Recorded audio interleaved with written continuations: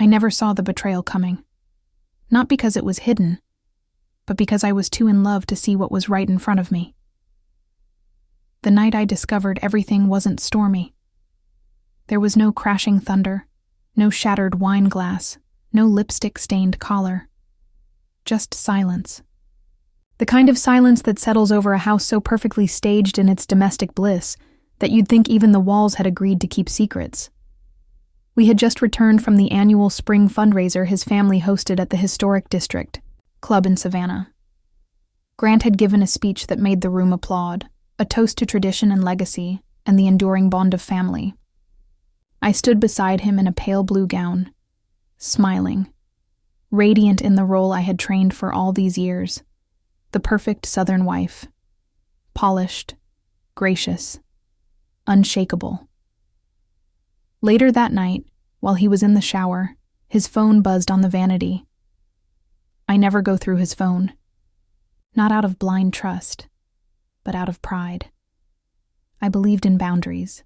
I believed in decency. But that night, I reached for it. I don't know why. Maybe it was the champagne. Maybe it was intuition. Or maybe deep down, I knew. Some part of me had always known. The screen flashed a single text. Just one. Last night was divine. I can still taste you. Miss you already, cousin. My fingers froze. Phone still in my hand. My breath caught in my chest like I'd been sucker punched. I stared at the message, praying it was some horrible joke. A mistake. Anything but what it was. Grant's passcode was our wedding date. I entered it without hesitation. The phone unlocked, revealing a string of messages. Some explicit, others intimate in a way that had nothing to do with sex and everything to do with betrayal. Sentences laced with memories I hadn't been a part of, jokes I didn't understand. Pictures taken in places I thought he'd been visiting for work. And there she was. Lila, his cousin, the woman who'd once cried into my lap about a failed engagement. The one who called me her best friend. The one who lived 2 blocks down in a Spanish-style loft he helped her renovate. I had recommended the contractor. The woman I consoled with wine and reassurance. The woman who held my hand after my second miscarriage. The woman who helped plan our vow renewal party just 6 months ago. That woman. My world didn't crash. It simply stopped. I stood barefoot in our master bathroom, surrounded by white marble and flickering candlelight, holding a phone full of my husband's lies. I didn't cry. Not that night. Instead, I walked to the kitchen, made myself a cup of tea, and began reading everything. Every message, every photo, every hotel reservation and plane ticket. They were meticulous, careful, clever. They thought they were untouchable. They weren't. Was raised by a man who taught law, and a mother who taught me how to read people. I knew how to trace a story backward. And I knew this wasn't just a mistake. This was a relationship built brick by brick on my suffering. I wanted to scream. To wake him up and throw the phone in his face, but I didn't. Because something inside me said this was bigger than anger. This wasn't just a man cheating. This was a conspiracy of silence wrapped in blood and tradition and Southern charm. I needed to understand it before I destroyed it, returned to bed, and laid beside him while his skin was still warm from the shower. He wrapped his arm around me like nothing had changed. I kept my breathing steady. But everything had changed. They say there's a moment when you look at someone you love, and suddenly you don't know them at all. That night, I didn't just see a stranger. I saw a liar, a coward, and a man who had used me to polish his image while pursuing a secret that would have humiliated me if I hadn't found it first. Grant Carter was a Southern gentleman on the outside. Handsome, charitable, articulate. But inside, he was just like every story I had heard growing up and prayed I'd never live through. I was determined this wouldn't break me. I would not be the weeping wife on a therapist's couch, or the quiet divorcee everyone whispered about at fundraisers. No. I would turn this into something else entirely. I started keeping records that night. Over the next several days, I moved through our home like a shadow. I played my part. I cooked his favorite meals. I laughed at his dry jokes. I asked about his work trips and nodded along when he lied to my face. I even offered to help Lila pick out new linens for her guest room. Something light and fresh for spring. She hugged me when we parted, her perfume still the same one I bought her for Christmas. I knew I couldn't keep it up forever. But I didn't need forever. I just needed a plan. Lila had always been part of Grant's inner circle. His mother's favorite niece. His childhood playmate. I remember the way their grandmother used to joke. They might as well have been twins. I thought it was sweet. Now I wondered if everyone else had seen something I hadn't. During one of our dinner parties, I overheard Grant's uncle joking.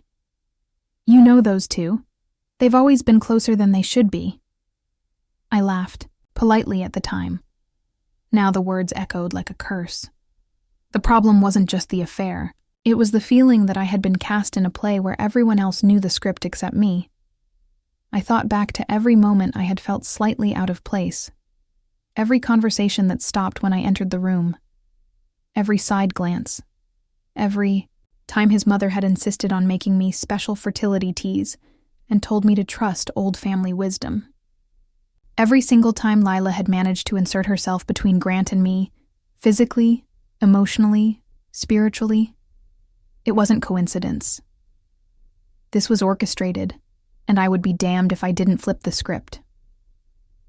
So I smiled.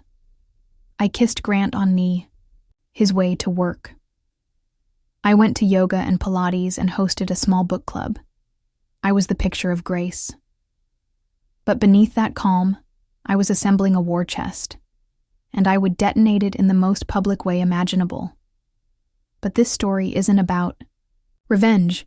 It's about reclaiming the truth, about a woman who was raised to smile and accommodate and be the good wife, a woman who once thought dignity meant silence. It doesn't. Sometimes dignity means letting the whole damn house burn down with everyone inside watching. Because when someone poisons your peace and calls it love, the most radical thing you can do is expose them, publicly, completely, and on your terms. You want to know what I did with the evidence? I showed it. Every message, every lie, every photograph. I showed it on a 10-foot screen during the Carter family reunion, right after we sang happy birthday to Grant's grandmother, right before the wine was poured and the fireworks were supposed to begin. That night, the only fireworks came from me. But that part of the story, you'll have to wait to hear. If this story has pulled you in even a little, make sure to hit subscribe so you don't miss the rest. This is only part 1. The storm is coming, and trust me, it's going to be unforgettable. Now let's see who's been paying attention. Quiz time. What was the first clue that led Isabel to discover the affair? A lipstick-stained collar on Grant's shirt. A text message that appeared while he was in the shower. Drop your answer in the comments. A or B. There is a quiet power in pretending not to know, a terrifying calm that builds when a woman decides to weaponize her silence. For weeks after I discovered the affair, I lived in that power. Not because I was numb, but because I was preparing. Rage is a wildfire, quick and dramatic. But what I needed was a slow burn. Something that would creep beneath their walls and take the whole structure down without a single warning. I stopped asking questions. I stopped looking for apologies. And I certainly stopped expecting the truth. Grant continued on like nothing had changed, brushing my cheek as he left for his weekly client dinners, sending short, practiced messages whenever he knew he should check in. But I no longer clung to the illusion. Every lie he told added a brick to the monument I was building. I started therapy again. Not the couple's kind we tried after the second miscarriage, where we both sat in polite misery, trying not to make each other look bad. This time, it was just me. And Dr. Hensley. a woman with kind eyes and the rare ability to hear what I wasn't saying. I told her everything, about the message, about Lila, about the journal I had begun keeping, not of emotions, but of facts. Time stamps, patterns, language, facial expressions. She listened, nodding, sometimes closing her eyes like she needed to feel the weight of my words. Then she looked at me and said something I hadn't realized I needed to hear. "You're not unraveling. You're awakening." That word stuck with me. Awakening. It gave me permission to stop being small, to stop begging for clarity from people who only ever gave me confusion. I wasn't unraveling. I was documenting, preparing, building. Every betrayal left a digital fingerprint. I started tracing them. I met with an old friend from college, Carmen, now a cybersecurity analyst for a private firm in Atlanta. We hadn't spoken in years, but when I called, she answered on the second ring. She always liked a good revenge story. I told her I needed access to someone's deleted phone data, and before I even explained why, she said, "Bring it to me tonight." I handed her Grant's phone 2 days later, after I'd accidentally dropped it in the sink. I insisted we needed to take it in immediately, and that my friend in IT owed me a favor. He didn't argue. He never did when I looked apologetic and used my softest voice. Carmen spent 2 days on that phone. When she was done, she handed me a USB drive and a warning. "This is bad, really bad, and not just for your marriage." There were photos. Dozens. Hotel confirmations. Calendars synced between Grant and Lila. Messages and voice memos. Hidden apps. An entire relationship lived in secrecy while I thought we were trying to start a family. And then came something else. Financial records. I hadn't expected to find them. But Grant had never been good with digital hygiene, and his cloud account, once synced to mine when we were moving homes, still stored documents from his family's business. And buried in a folder marked Q4 Strategy 2022 were PDFs that didn't belong, offshore account statements, cash payments to consultants I'd never heard of, shell companies. I had stumbled across something that went beyond infidelity, something that smelled like criminal intent. I didn't understand all of it, but I knew enough to know it wasn't meant to be seen. And suddenly, I wasn't just a betrayed wife. I was a liability. The kind people either silence or destroy. I kept the files safe, encrypted, backed up in 2 places. One on a cloud I only accessed from a burner phone, and one on a hard drive hidden in a locked box at a storage facility rented under a fake name. It was around that time that I noticed something strange. My fertility supplements, those teas Eleanor insisted on brewing for me every month, had changed. The label on the bag was new. When I asked her where she got them, she waved it off. "A family remedy," she said. "You're too Western in your thinking, Isabel. Let the body lead." I didn't trust her before, but now I was terrified. I took the tea to a lab in Savannah that handled herbal compound testing. I paid in cash and gave them no name. They told me it would take a few weeks. I didn't need to wait for the results to know what I already feared. They had been sabotaging me. All of them. While I was breaking under the weight of miscarriages, Lila was writing love letters to my husband, and Eleanor was stirring something into my cup that may have been designed to ensure I never carried to term. I couldn't breathe the day the lab called me back. The tea contained a mixture of natural estrogen blockers, harmless in small doses, but consistent use could disrupt hormonal balance. The technician asked if I had a medical condition. I said no. I didn't offer anything else. I was too stunned to speak. I remember walking through Forsyth Park that day, listening to the wind move through the trees. The city felt heavy, like it knew what I knew. I sat on a bench across from the fountain and thought about the children I had lost. I thought about every time Grant had missed a doctor's appointment. Every time he told me to let go and trust the process. I thought about how Lila had hugged me after our last failed round of IVF and said, "Maybe it's a sign you're meant for something else." Now I knew what she meant. I wasn't meant for motherhood, not because my body failed, but because someone ensured it would. I made a list that night. Not just of the evidence, but of the people. Every one of them. Anyone who had smiled too wide when I suffered. Anyone who had changed the subject when I cried. Anyone who knew something and said nothing. There were too many names. But at the top, in bold, was Grant's. The man who promised me forever. The man who let me bleed alone in a hospital bed while he texted his cousin about how soft her skin felt under hotel sheets. It wasn't enough to leave him. I needed him to understand what he had destroyed. And I needed every person who helped him lie to see the cost of their silence. But I wouldn't throw a tantrum. I wouldn't scream or beg or plead. I would plan. Methodically. Ruthlessly. I began rehearsing my lines, smiling at Lila during brunch while imagining how her face would look when I displayed her texts on a 10-foot screen. Laughing with Eleanor while picturing the moment her precious family name unraveled in front of everyone. The family reunion was coming. A 3-day event at their lodge in Lake Tahoe, filled with catered dinners, slideshow tributes, and carefully curated traditions that disguised decades of control and manipulation. It would fall on the same weekend as my birthday. How poetic. Grant had already said we couldn't miss it. "Nana Carter's turning 90, he told me, kissing my forehead while texting under the dinner table. "She wants the whole family there." "Of course," I said, and then I offered to create a presentation, a visual tribute to her life. Photos, videos, memories. Eleanor was thrilled. She even offered me access to the family archives.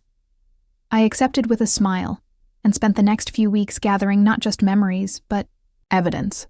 I embedded the damning files into a folder disguised as a slideshow. I watermarked every image, synced it to 3 backup devices, set auto-send triggers to every family member's email in case anyone tried to unplug the projector. Every message, every video, every time-stamped hotel check-in. And I added something else. A voiceover. Just mine, steady, clear, narrating the journey of a woman who was loved publicly and betrayed privately. A woman who believed in legacy until it tried to erase. Her, a woman who would never let another soul be fooled by a charming smile and a southern drawl. This wasn't about revenge anymore. It was about warning others. Because when betrayal is dressed in pearls and passed off as love, someone has to rip the mask off. And I was more than ready to be that someone. Lake Tahoe had never looked so still. The sun hung lazily in the sky, casting a golden haze across the water. The Carter family lodge stood at the edge of the lake like a monument to old wealth. Handcrafted beams, wraparound porches, curated antiques, and a great room crowned with a towering cathedral ceiling. It was a place built for appearances, for legacy, for show. And this year, it would be the stage for a reckoning. The reunion began like every other year, with photo ops and air kisses, and Eleanor Carter stationed at the front door like a monarch receiving her subjects. She greeted me with practiced warmth and an extra second-long grip on my hand. Her smile didn't quite reach her eyes. There was a flicker of suspicion in her gaze, the kind only women trained in polite warfare can detect. "Isabel," she said like she was tasting the name. "You look different." "Thank you," I replied. Clarity has a way of changing people. Her jaw tightened ever so slightly.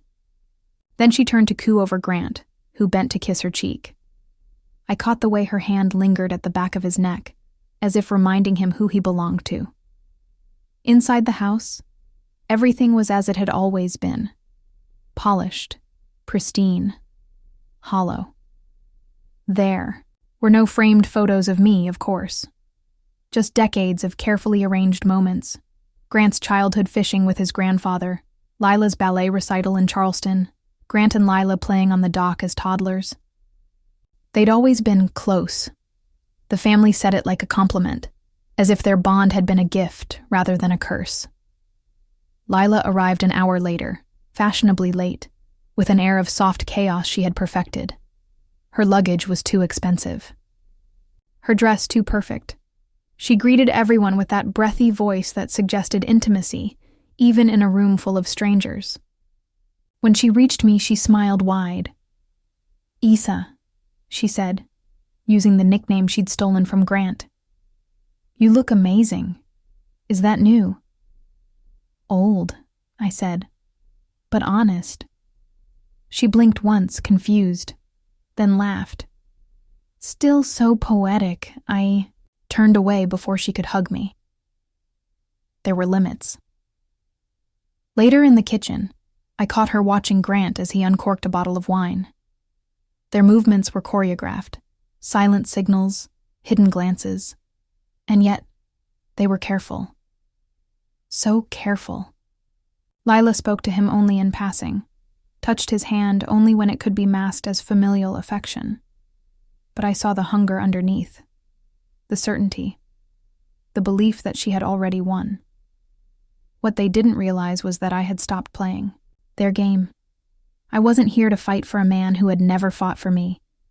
I was here to end something, quietly, finally, and without apology. That night, after everyone had gone to bed, I lay awake in the room Grant and I had shared every year since our honeymoon. The same embroidered quilt, the same cedar chest at the foot of the bed, the same ghost of intimacy. He reached for me out of habit. I let him, not because I wanted him, but because I needed him still convinced. When he fell asleep, I slipped from bed and crossed the hall to the study, where I had hidden the equipment, a small, hard-shell case with everything I needed, the projector, the remotes, the backup drives. I tested the connection again. Everything worked. I stood in the dark room, watching the first slide of my presentation flicker across the screen. It was a photo from our wedding. Grant had his arm around me, smiling at the camera. Behind us, blurred but visible, was Lila, her gaze locked on Grant, not on us. Just him. Even then, she hadn't been able to hide it. I sat down on the leather armchair and stared at the image until the edges blurred. The next morning, I played my part. I helped Eleanor arrange the brunch table, complimented Lila's earrings, laughed at Uncle Dean's awful jokes. The family gathered on the porch for mimosas and reminiscing while the caterers prepared a dinner in honor of Nana Carter's 90th birthday. "She's been looking forward to this for months," Grant said, as he pulled me aside on the veranda. "You know how much she loves family." "Family," I repeated. "Yes, it's all about family." He looked at me then, really looked. For the first time in weeks, maybe months. His brow furrowed. "Are you okay?" "I'm better than okay," I said. "I've never felt more aligned. Aligned, balanced, purposeful."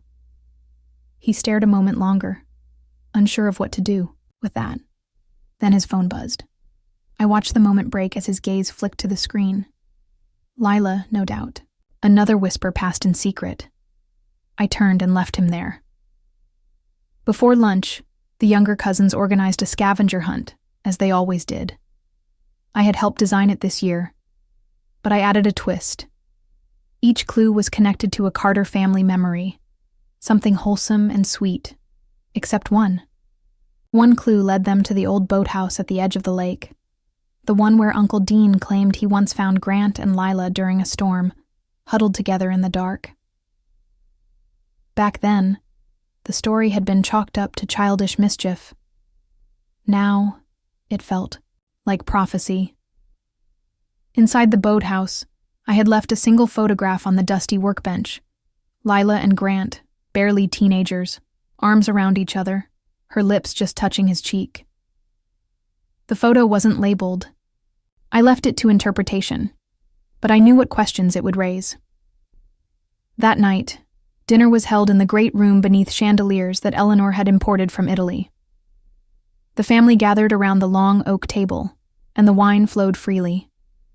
Lila sat beside Eleanor, radiant in a soft lilac dress. Grant was across from me, visibly restless. Eleanor tapped her glass. Before dessert, Isabel has prepared something very special. A tribute to Nana's life through the years. Isn't that right, dear? I smiled. Yes, a celebration of legacy, of family. The lights dimmed. I stood near the projector, the remote in my hand. Behind me, the first slide appeared. Nana, Carter as a young girl, laughing on the steps of her childhood home. The room sighed with nostalgia. For the next 2 minutes, I gave them exactly what they expected. Wedding photos, family reunions, black and white portraits of ancestors long gone. And then, without a pause, the slide changed. Grant, shirtless, sitting on the edge of a hotel bed. Lila beside him, wearing a robe I had gifted her. A collective intake of breath filled the room. The next slide, a message. Can still feel your lips on my skin. She suspects nothing. I kept my voice steady. I thought about how best to present this part, I said. Whether I should let you all finish dinner first. But then I remembered, deceit doesn't wait for the right moment. It's always hungry. Grant stood. Isabel, what is this? I ignored him. The slides continued. Photos, messages, calendar entries, a location map showing Grant's phone near Lila's apartment every Tuesday and Thursday night for 6 months. A video, silent, of the two of them kissing in the boathouse, just last night. Lila gasped. You've lost your mind. No, I said. I've found it. Eleanor stood. Turn it off. This is a private matter. No, I said. This is a family matter. Your word, not mine. I turned to the audience, people I had hosted, supported, fed, forgiven. You all love the idea of legacy. But legacy isn't built on lies. And I won't let mine begin with betrayal. Grant looked pale. You don't understand. I understand everything, I snapped. I understand that while I was miscarrying in a hospital room alone, you were in a hotel with her. I understand that the tease your mother gave me may have stolen my chance at motherhood. I understand that every single one of you saw something and said nothing. The room fell silent. And then Nana Carter, sharp-eyed, still regal at 90, stood. She walked slowly toward me, then looked at Eleanor. You knew, she said. Didn't you? Eleanor's mouth opened, then closed. You always wanted Grant with someone like Lila, Nana continued. But Isabel was the best thing that ever happened to this family, and you tried to erase her. She turned to me and placed a hand on my cheek. Thank you, she said softly, for telling the truth. I nodded, blinking back tears I hadn't expected. The presentation ended not with a scream, but a silence so deep it shook the room. And I knew in that moment I had changed everything, not just for me, but for every woman who had ever been asked to smile and stay quiet in the name of family. No one truly understands how quiet a room can become until a secret is laid bare in front of those who've spent a lifetime pretending not to see. It isn't the kind of silence that begs for attention. It's the kind that swallows you whole. The Carter family great room, so often filled with the sounds of clinking glasses, exaggerated laughter, and performative Southern charm, had never known this kind of stillness. After the final image of Grant and Lila together flashed onto the screen, her bare shoulder against his chest, both wrapped in the same robe that used to hang in my guest bathroom, I let the slide sit, in place for a beat longer than necessary. I needed it to settle, to carve into the memory of each person seated before me like scripture they could no longer rewrite. Behind me, I could hear Grant shifting his weight. I didn't turn. The next slide lit the screen with a soft glow. My voice, recorded weeks earlier, began to play through the speakers. I once believed in family above all else. I believed that love, when nurtured with loyalty and grace, could withstand anything. I believed that the people who clapped the loudest for your successes would never be the same ones who celebrated your suffering in silence. I was wrong. Gasps echoed through the room as images of my medical records appeared. Emergency room visits, lab results, IVF appointment logs, and then notes in Lila's handwriting, pulled from a scan of her journal. He says he can't leave her until the trust is settled, the journal read. Eleanor agrees. Isa's womb is a wasteland anyway. What's a little pressure? The tease will keep her hopeful. It's almost funny how easy she is to manage. There was nothing funny about it. A chair scraped loudly across the hardwood floor. Grant was on his feet now. "You're lying," he said, his voice tight and brittle. I turned to face him. Calm, steady. "No," I said. "I'm documenting." He moved toward the projector, but I stepped in front of the remote and pointed at the 3 backup devices on side tables, each playing the same content in sync. "You should sit down," I said, soft but firm. "Interrupting me will only make this more dramatic than it already is." Lila looked physically ill. She was visibly trembling, mascara beginning to smudge under her eyes. She tried to speak, but nothing came out. Her mother, sitting just 2 seats down, shifted her chair further away. Eleanor, however, remained composed, rigid, cold. She stood slowly, her pearls catching the light.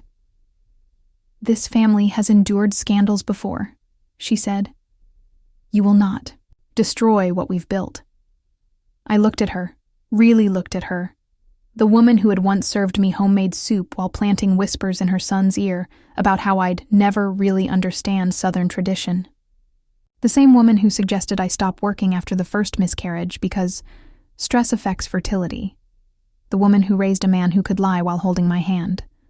"I'm not destroying anything," I said. "I'm simply holding up a mirror. What breaks under its own reflection was never built to last." The slides continued. Financial documents now, emails, internal company communications, misreported income, offshore payments linked to the Carter Foundation, a paper trail of generational deception.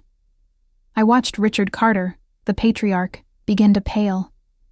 He looked at the documents on screen like they might turn to fire. The room began to hum with unease. Someone whispered my name. Someone else muttered, "Call the lawyer." I spoke again, this time without the recording. "I've already contacted the IRS and the SEC. The files you're seeing have been reviewed. This is no longer just a family matter. It's a legal one. But I thought you deserved to see it first, out of courtesy." Grant shook his head slowly, as though reality itself was becoming too difficult to grasp. "You were never like this," he said. "I was never given a reason to be," I replied. His voice cracked. "You're throwing away everything." "No," I said. "You did that when you chose to lie. When you chose her. When you turned my grief into convenience and my loyalty into a footnote." The room sat paralyzed. Then came the final slide. Video, blurry at first, then sharpening into the familiar shape of Eleanor sitting in Lila's apartment, sipping tea. My voiceover played again, calm as glass. Sometimes justice doesn't arrive in a courtroom. Sometimes it comes in the form of truth, wrapped in proof, sealed by the mouths of those who never thought they'd be recorded. On screen, Eleanor laughed. "She thinks it's just vitamins. Let her believe it. The longer she tries, the easier it'll be for Grant to walk away. She's already breaking. It won't be long now. A scream. From Lila. That's edited. That's taken out of context. I turned to face her. Then tell me, Lila. What context makes that acceptable? No answer. I looked to the family now, many of whom avoided eye contact.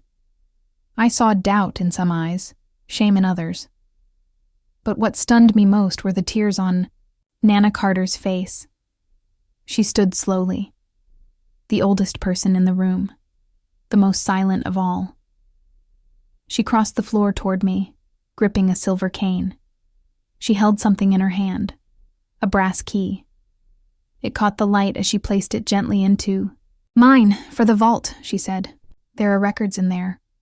Real ones. Richard thought I didn't know.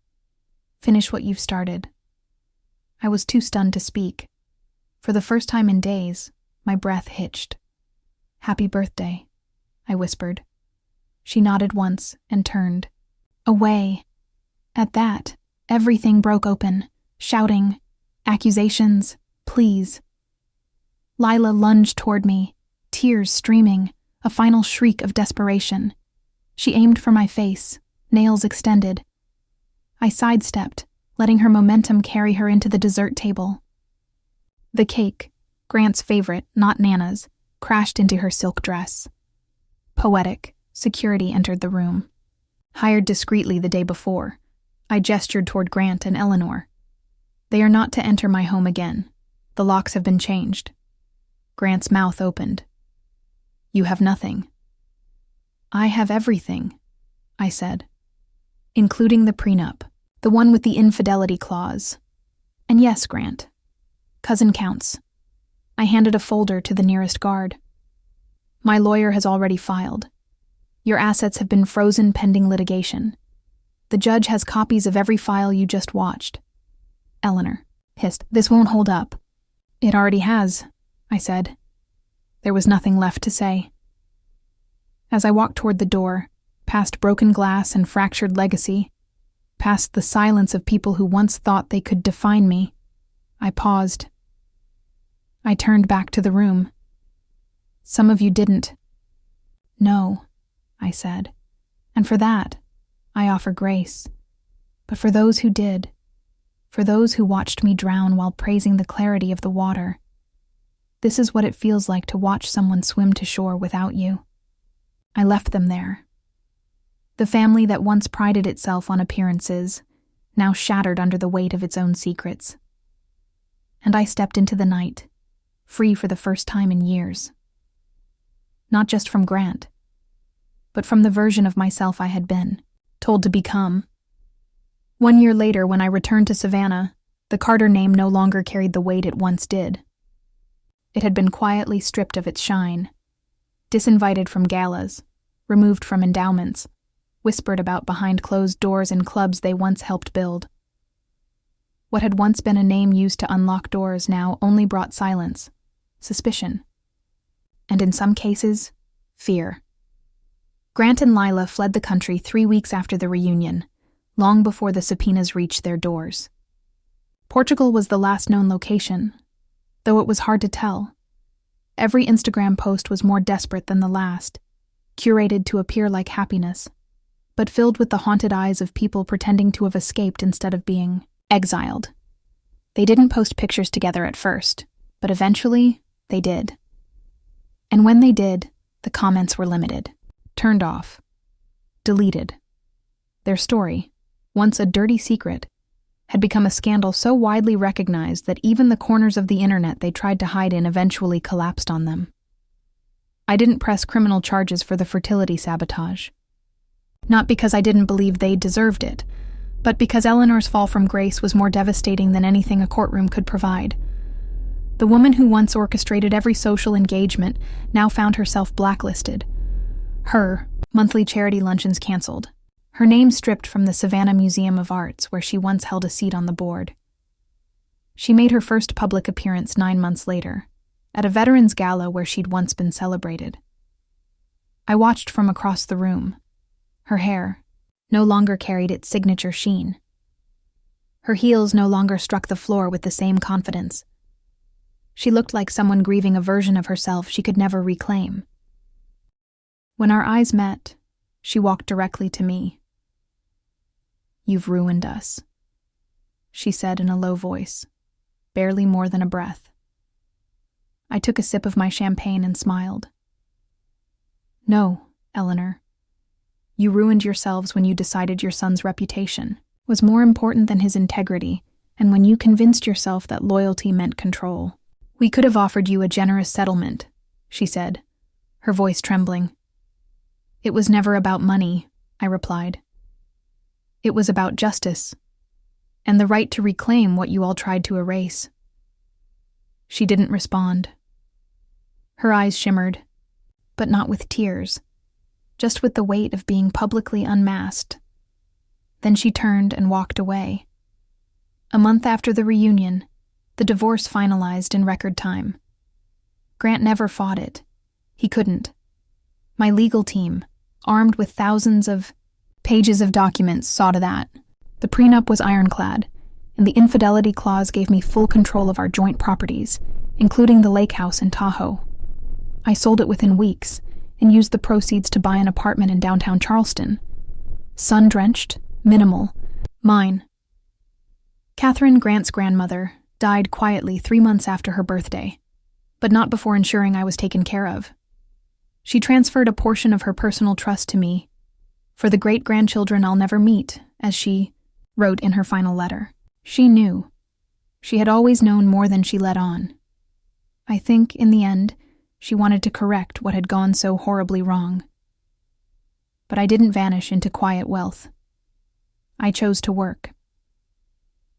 After the Wall Street Journal ran the exposé on the Carter Foundation's financial misdeeds, a piece I'd helped build from the inside out, I received 3 job offers within 2 weeks, all from reputable media outlets. I chose the one that gave me the most freedom, a position as an investigative reporter specializing in white-collar crime and domestic abuse, 2 things I now understood more intimately than I ever wished to. First feature, titled The Marriage Contract, When Family Becomes a Corporate Strategy, went viral.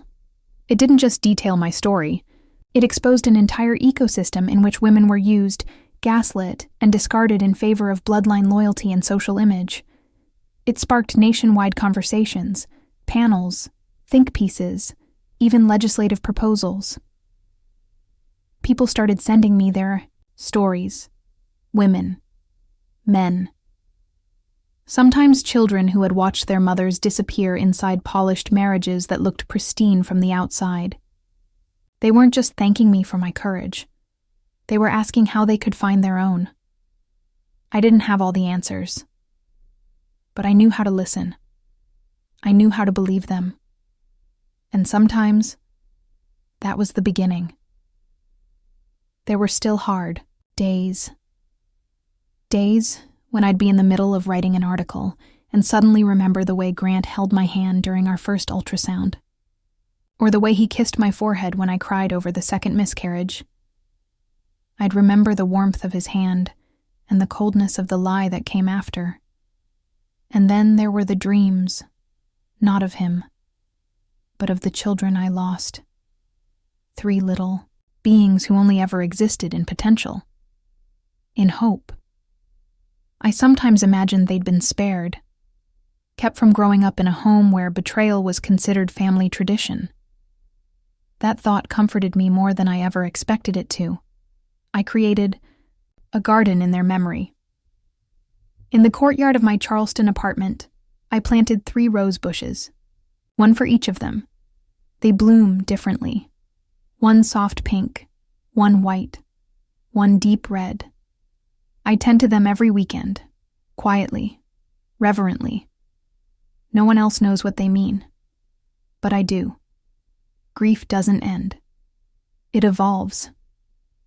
I've also started dating again, slowly, carefully. My therapist, Dr. Hensley, says my boundaries are stronger than most people's walls. She's probably right. His name is Noah, a history professor at the university nearby. Quiet, thoughtful, sometimes awkward in the way that honest men can be. He doesn't treat me like I'm broken or fascinating. He treats me like I'm Isabel. He knows my story. Everyone does, really. There's no hiding it anymore. But he never asks questions meant to pry, only the kind meant to understand. I told him once, I'm not sure I can love like I used to. And he said, then maybe love has to meet you where you are now. I don't know what that means yet, but I want to find out. Last week, I received a package with no return address. Inside was a single postcard. On the back, in Catherine's handwriting, was one sentence. The truth has made you free. Now build something beautiful with that freedom. I placed it in a frame on my desk. Sometimes I look at it before I begin writing. Sometimes I read it out loud when the story I'm working on gets too heavy. It reminds me that survival is not the end of the story. It's the beginning of a new one. I no longer flinch when people mention Grant's name in passing. I no longer avoid the places we used to visit. I walk into rooms with my back straight and my voice clear, not because I'm fearless, but because I earned the right to take up space without apology. Every lie they told me became a brick in the foundation I now stand on. I built something out of betrayal, not revenge, but truth, not fire, but light. Some nights, I walk along the Charleston waterfront and whisper to the wind, not in sadness, but in gratitude, for what didn't last, for what didn't become, for who I never got to be. Because that woman, the one who stayed silent, who smiled through pain, who asked for less than she deserved, she's gone. And in her place stands someone else entirely. I don't miss the woman I was before. I mourn her, yes, but I do not miss her. The woman I am now speaks when it's uncomfortable, walks away when it's necessary, and never lowers her gaze in the presence of power, dressed as tradition. Some say blood is thicker than water, but I've learned this. Truth is thicker than both, and when truth rises, unforgiving, undeniable, unafraid, it doesn't burn down homes. It burns down illusions, and what's left behind is not ash. It's clarity. It's peace. It's freedom. Isabel Carter's journey wasn't just about betrayal. It wasn't just about a husband's affair or a cousin's deception. At its heart, her story was about awakening, about reclaiming power that had been buried under layers of tradition, politeness, and the carefully crafted illusion of family, loyalty. For years, Isabel had played the part written for her, the supportive wife, the gracious daughter-in-law, the quiet hostess. She wore elegance like armor and silence like duty, believing that sacrifice would earn her belonging. But betrayal has a strange way of revealing not just the truth about others, but the truth about ourselves. It began with a message, a single line that shattered a constructed reality and opened a door she hadn't dared peek behind. As Isabel peeled back the layers of deceit, she found something deeper than infidelity. A system built on manipulation, gaslighting, and strategic silence. Not only had her husband broken their vows, but his betrayal had been co-signed by the very family she had worked tirelessly to be accepted by. Instead of falling apart, Isabel chose to fall inward, into strategy, into truth. She didn't explode. She planned. She used everything at her disposal, her intelligence, her connections, her understanding of human nature. Every dinner she cooked, every smile she wore, every nod she gave was a calculated step toward something greater: freedom. The pivotal moment came at the family reunion, when she exposed everything not behind closed doors, but under the scrutiny of the very people who had been complicit. On a 10-foot screen, she showed them their own rot. She showed them what their silence had enabled. And she did it not with rage, but with poise, with evidence, and with a message. That truth, no matter how long it's buried, will rise. After the dust settled, Isabel didn't simply walk away with money or revenge. She walked away with clarity, with her voice, with purpose. She rebuilt her life not around who she had been with Grant, but around who she had become because of what she endured. She became a voice for others. She wrote. She advocated. She loved again, cautiously but fully. And most of all, she flourished. The lesson in Isabel's story is not just about catching a cheater or exposing corruption. It's about understanding the difference between silence and peace. Too often, especially in environments where appearances are prized above authenticity, women are taught that silence is noble, that suffering quietly is strength, that enduring betrayal for the sake of family unity is admirable. But Isabel teaches us that true strength comes from naming what hurts, exposing what's hidden, and choosing yourself even when the world begs you to keep quiet. Her story invites us to ask, what are we tolerating in the name of tradition? Whose comfort are we protecting by remaining silent? And what would our lives look like if we chose truth over appearances? This isn't just about dramatic revenge. It's about healing, justice, and power. It's about using pain as fuel, not for destruction, but for transformation. And here's how you can apply this to your own life. Pay attention to your intuition. The body knows before the mind is ready to accept. If something feels wrong, don't dismiss it. Document the patterns. Whether in relationships, family, or work. Clarity often comes not from a single moment, but from seeing the full picture. Build your network. Don't isolate yourself. Find the people who help you rise, not the ones who keep you quiet. Reclaim your voice. Whether through therapy, writing, speaking, or creating, tell your story, even if it shakes things, especially if it does. Redefine loyalty. Being loyal to yourself is not betrayal. It's survival. It's love. It's liberation. Isabel's story may have started with heartbreak, but it ended with a woman standing, in her full power, unashamed and unafraid. That is not just a plot twist. That's a revolution. And now, let's see what you took away from this. Quiz time. Why did Isabel choose to expose the affair during the family reunion instead of confronting Grant privately? A, because she wanted public revenge. B, because she wanted to confront not just Grant, but the entire system of silence that enabled the betrayal. Drop your answer in the comments. A or B. Let's see who truly understood the heart of this story. Now, we want to hear from you. What would you have done in Isabel's place? Would you have stayed quiet or planned your own form of justice?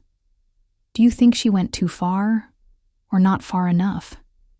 Share your thoughts in the comments so others can learn. From your perspective, every opinion helps build a conversation that might inspire someone else to stand up and speak out. And if this story moved you, made you think differently, or reminded you of something buried deep, please consider subscribing to this channel. Your support gives us the motivation to keep telling these powerful stories that deserve to be heard. The next story might be yours. We'll be waiting.